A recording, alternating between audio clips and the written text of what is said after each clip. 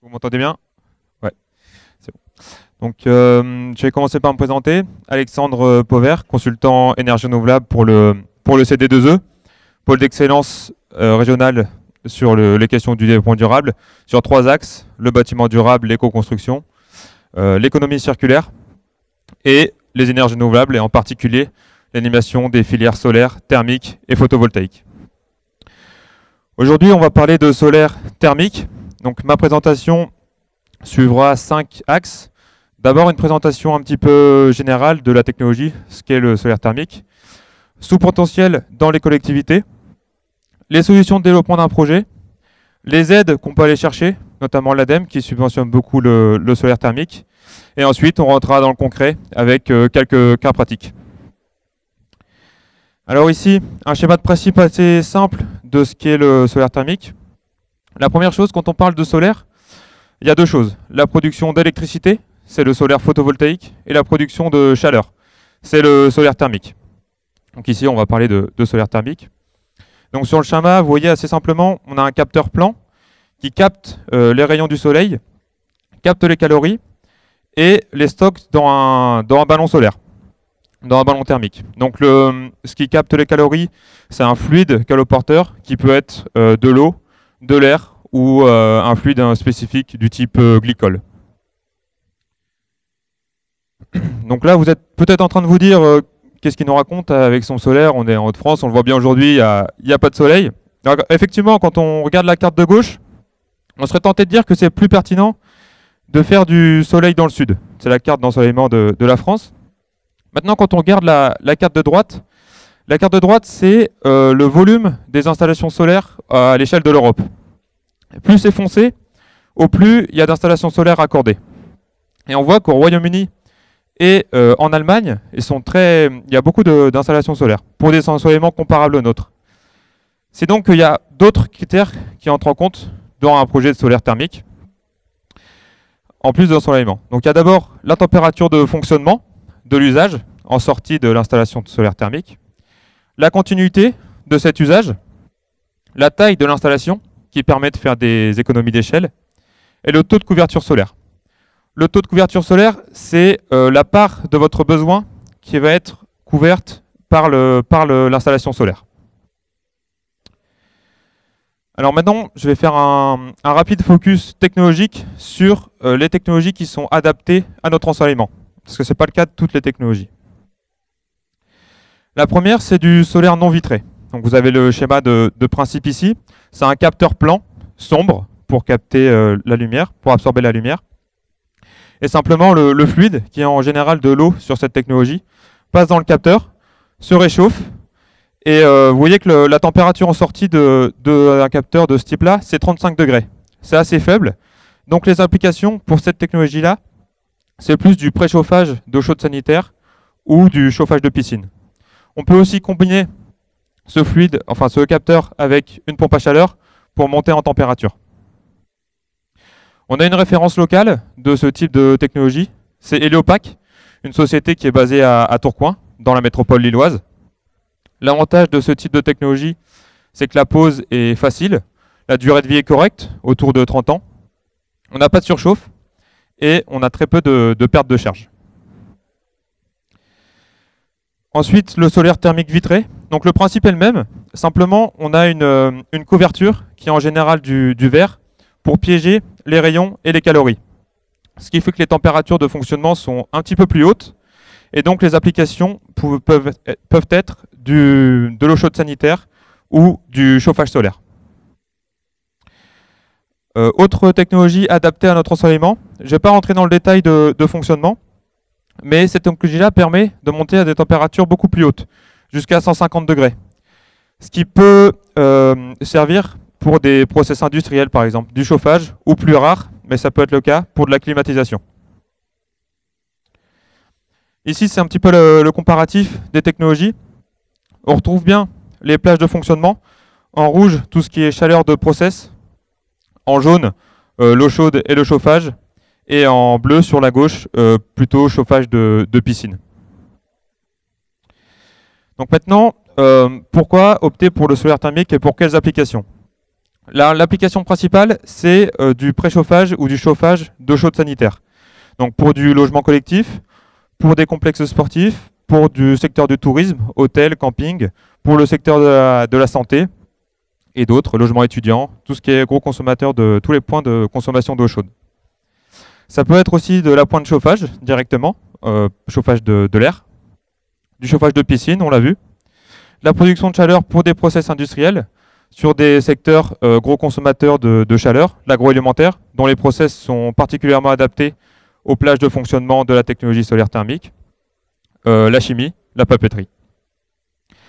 Un point un petit peu spécifique, le solaire thermique peut faire partie du mix énergétique d'un réseau de chaleur.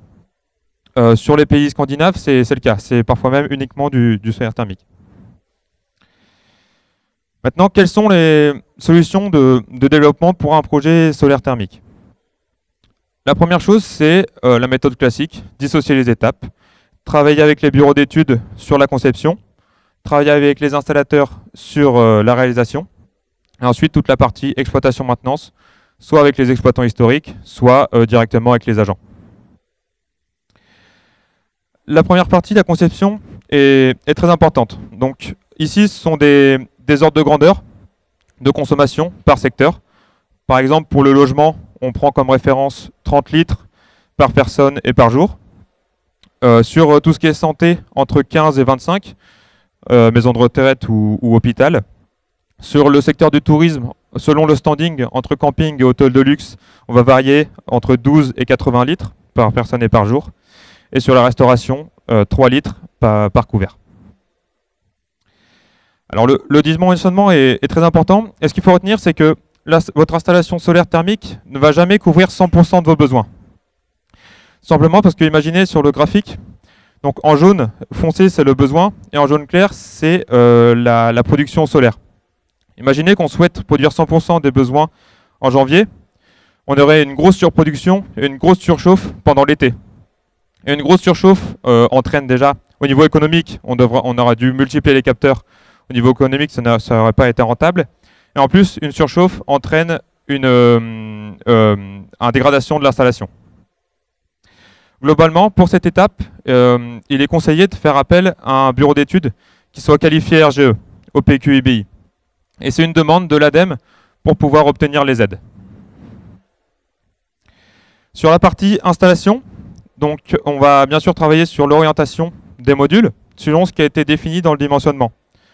En général, l'optimum c'est orienté plein sud, incliné entre 30 et 40 degrés, mais ça peut varier. Si par exemple vous avez un besoin très important, beaucoup plus important au printemps plutôt qu'à l'été, dans ce cas-là, on va orienter les modules pour avoir l'optimum de production à la période du printemps. Donc ça se définit au dimensionnement, et ensuite l'installateur va du coup faire varier l'orientation des modules. Bien sûr, l'isolation des composants thermiques, tout ce qui est tuyauterie, ballon thermique et autres, ça peut paraître évident, mais ce n'est pas toujours le cas, il faut faire attention. Une cohérence entre la surface installée, la surface de capteur installée et le stockage raccordé. Et également, pour cette étape, on a des installateurs qualifiés en région, Calisol. Donc les certifications Quali-TENR sont les mêmes que sur le Qualibat en fait, mais c'est spécifique aux énergies renouvelables. Alors maintenant, une étape qui est souvent sous-estimée jusque-là et qui a créé beaucoup de contre-références, c'est l'exploitation et la maintenance des installations solaires thermiques. Puisque, on l'a vu, l'installation solaire ne couvre jamais 100% des besoins. Vous avez toujours un appoint, qui est votre chaudière classique, gaz ou électricité. Ce qui fait que quand l'installation solaire ne fonctionne pas, finalement l'utilisateur ne voit pas la différence puisqu'on a toujours de l'eau chaude. Simplement, tout le besoin thermique est couvert par l'appoint. Donc vous voyez la différence sur votre facture, mais en eau chaude, on ne voit pas la différence. Bien sûr, les performances théoriques ne sont pas atteintes, le bilan économique est du coup dégradé, et ça entraîne une surchauffe puisqu'il n'y a plus de besoin solaire, et l'installation n'est plus fonctionnelle à l'arrivée. C'est ce qui a créé beaucoup de contre-références.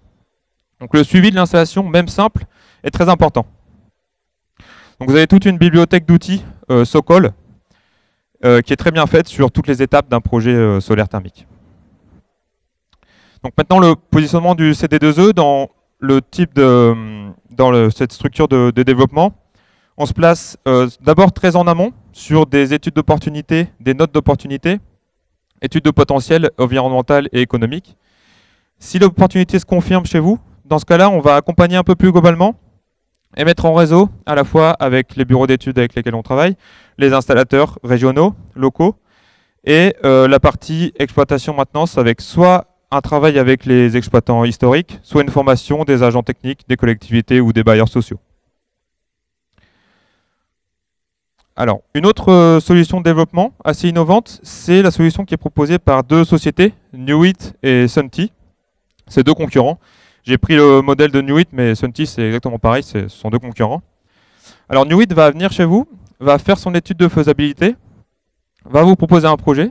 Si vous l'acceptez, ils vont financer l'installation solaire thermique, la construire et l'exploiter. Et ils vont signer avec vous un contrat de vente du kilowattheure sur une durée entre 15 et 25 ans. Ce qui fait que ce n'est pas vous qui portez l'investissement, vous avez simplement une charge, en fait, la vente du kilowattheure sur un contrat qui varie entre 15 et 25 ans. C'est comme ça que Newit fonctionne. Une sorte de tiers financement, mais en direct, vente du kilowattheure. Une autre solution qui est proposée par un fabricant belge, Sonoptimo, plus une solution technique. Sonoptimo propose un kit tout en un, où on a à la fois un conteneur dans lequel toute la partie hydraulique est prémontée, tout ce qui est ballon, pompe, vanne d'expansion.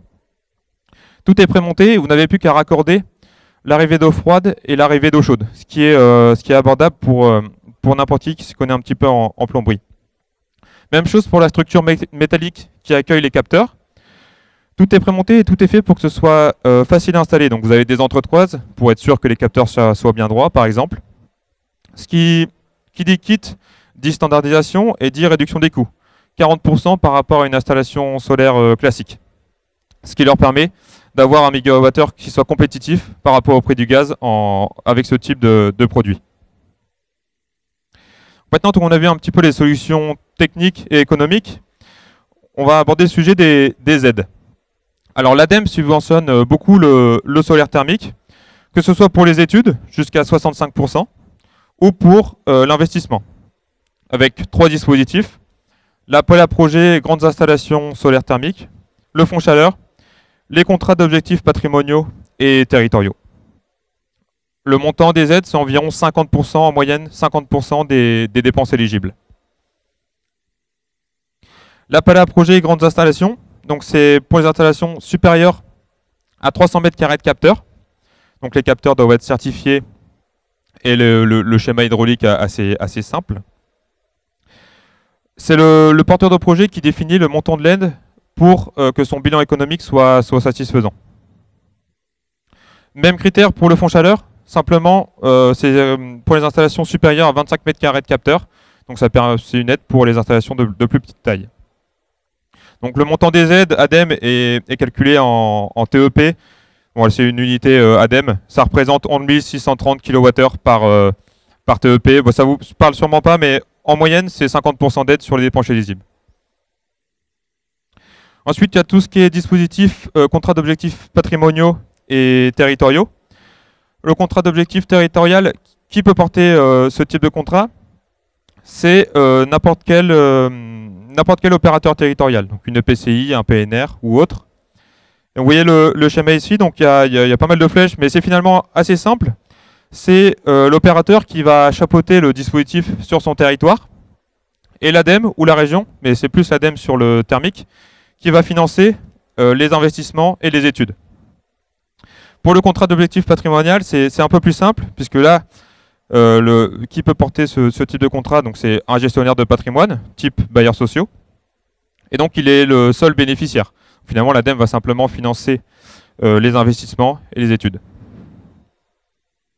Maintenant qu'on a vu les aides, il y a aussi un paramètre à prendre en compte quand on calcule la rentabilité économique d'un projet de solaire thermique, c'est la hausse du prix du gaz.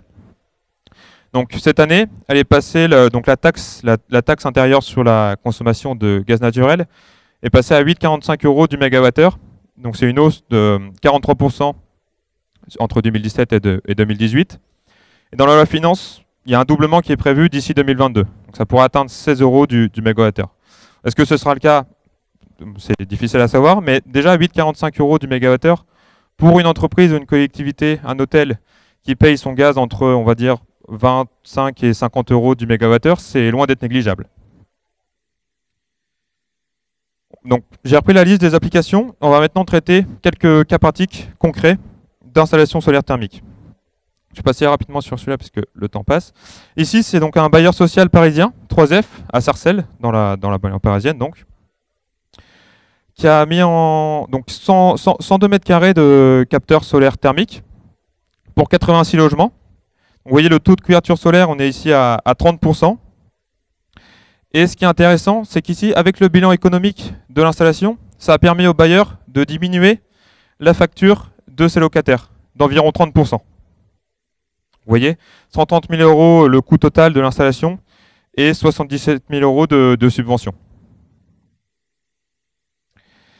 On parlait du suivi tout à l'heure. Donc ici, c'est un exemple de suivi à l'année.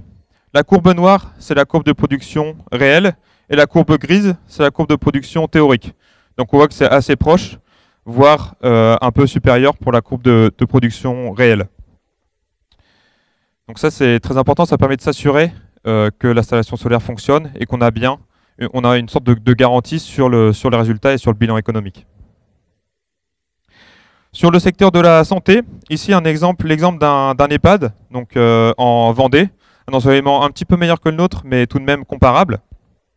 23 mètres carrés de capteurs, un taux de couverture de 43%, un coût total d'environ 20 000 euros, environ 8 000 euros de subvention, et ce qui fait un temps de retour de 8 ans. Donc ce qui est acceptable pour une installation solaire, assez court finalement. Donc ici, même chose, un suivi donc, qui est réalisé par Alliance Soleil, qui est un installateur français, ce qui permet de s'assurer encore une fois de la production. Sur les piscines, on en parlait un petit peu. On a un exemple donc à Marly, dans la banlieue parisienne, avec des capteurs héliopaques, qu'on a vu tout à l'heure. Donc ici, on a 200 mètres carrés de capteurs pour un taux de couverture de 71%. Sur ce type de capteur-là, on peut se permettre d'avoir un taux de couverture à la hauteur de 70%, puisque c'est une technologie assez spécifique où on n'a pas de surchauffe. Donc ici, coût de l'installation totale 200 000 euros. Très peu, enfin entre guillemets, peu subventionné, 20 000 euros par rapport à ce qu'il y avait précédemment, 10% c'est beaucoup moins, simplement parce que le capteur héliopaque n'est pas subventionné par l'ADEME. On voit que le temps de retour est tout de même acceptable, 9 ans, quasiment sans subvention. Donc ici, les capteurs, en sortie des capteurs, le fluide est combiné à une pompe à chaleur, donc 3 pompes à chaleur pour le bassin directement, pour la piscine, et une pompe à chaleur pour l'eau chaude sanitaire des douches. Alors ici, pour les Lillois, vous reconnaissez peut-être un petit peu. Donc sur le secteur du tourisme, c'est l'hôtel L'Arbre Voyageur, boulevard Carnot, ex-consulat de Pologne. On voit le beffroi derrière. Environ 40 mètres carrés de capteurs, un taux de couverture de 30%. Donc ici, c'est des capteurs tubes sous vide, la troisième technologie qu'on a vue tout à l'heure. L'hôtel payait son gaz 45 euros du mégawattheure. L'investissement total est d'environ 31 000 euros. Subvention déduite, on est à 16 000 euros. Et ici, vous voyez le temps de retour qui est calculé en fonction d'hypothèses sur le prix du gaz. Donc si on garde 0%, si on garde 45 euros du mégawattheure, on est à 12,6 ans. Si on prend des hypothèses, une inflation entre 2 et 6%, par exemple à 4%, on est à 8,5 ans. Donc ici, je vais vous présenter une vidéo sur la place du solaire thermique dans le mix énergétique d'un réseau de chaleur. Donc c'est à Châteaubriand, donc même chose, ensoleillement comparable au nôtre.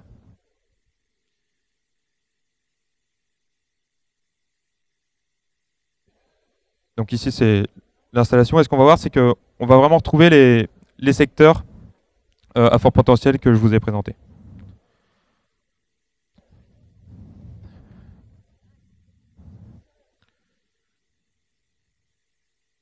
Donc le solaire thermique pour les réseaux de chaleur, ça se fait beaucoup dans les pays scandinaves, sur des installations beaucoup plus importantes.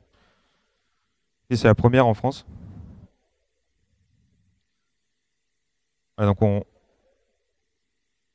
retrouve bien les applications pour réchauffer l'eau du réseau. Logements sociaux, gymnase, un groupe scolaire, la chaufferie, quelques bâtiments municipaux, le pôle santé. Voilà. Donc encore une fois, c'est pas le solaire thermique ne couvre pas 100% des besoins du réseau de chaleur. Il est couplé à de la biomasse et à du gaz. Donc c'est simplement une partie du réseau de chaleur.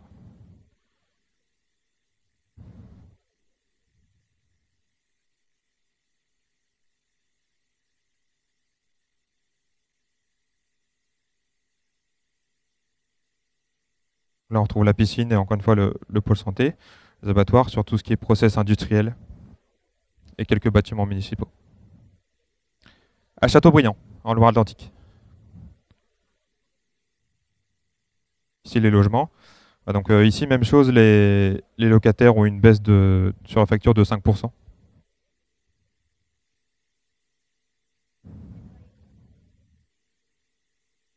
vous voyez, le montant des subventions, c'est considérable, 70%. Et donc l'appel à projets et grandes installations, dispositif que je vous ai présenté tout à l'heure, c'est à destination des entreprises, des industries et des réseaux de chaleur.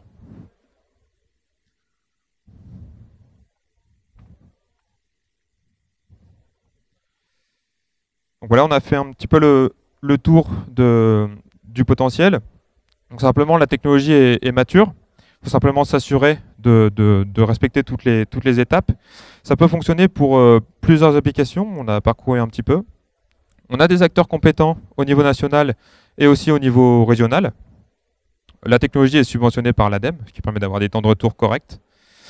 On a un prix fixe. On s'exempte du prix du gaz finalement.